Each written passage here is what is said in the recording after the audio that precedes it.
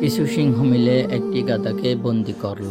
বুদ্ধিমান একটি সিংহ বলল, একে মেরো না, আমার কাছে একে নিয়ে একটি পরিকল্পনা আছে।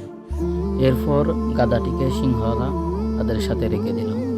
তাকে আদর যত্ন করে তার বিশ্বাসও জিতে নিল।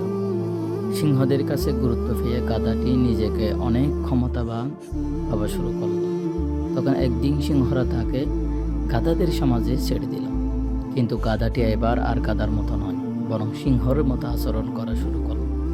যেহেতু তার সাথে সিংহদের বন্ধুত্ব ছিল, তাই অন্য গাধারও তাকে মেনে চলতে লাগলো।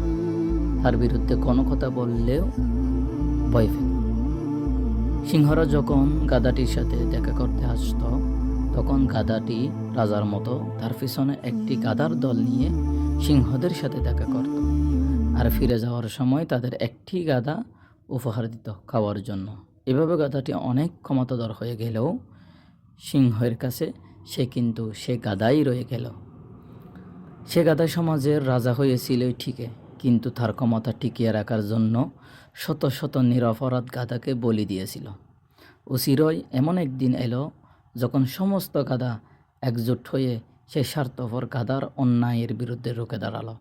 তারা সিদ্ধান্ত নিল, এরপর যখন সিংহর দল আসবে তখন তাদের কেউ গাধাটির সাথে যাবে না, তারা এর পরিণাম যতই খারাপ হোক না কেন। পরের বার যখন সিংহরা এলো, তখন সে গাধাটি একাই তাদের সাথে দেখা করতে গেল। গাধাটি সিংহদেরকে অনুযোগের সুরে বলল, তাকে এখন আর কেউ ভয় পায় না, তার কথাও কেউ শোনে না। এই কথা শুনে সিংহরা সিদ্ধান্ত নিল, এই গাধার এখন আর কোনো কাজে আসবে না।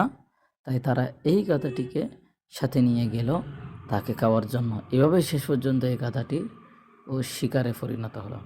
এই গল্পটি মানুষের জন্য প্রয়োজ্য। আমাদের চারপাশে এমন অনেক গাধা আছে যারা স্বার্থ সিদ্ধির জন্য বা ক্ষমতা দেখানোর জন্য নিজের সমাজকে বিপদে ফেলতে দেয়।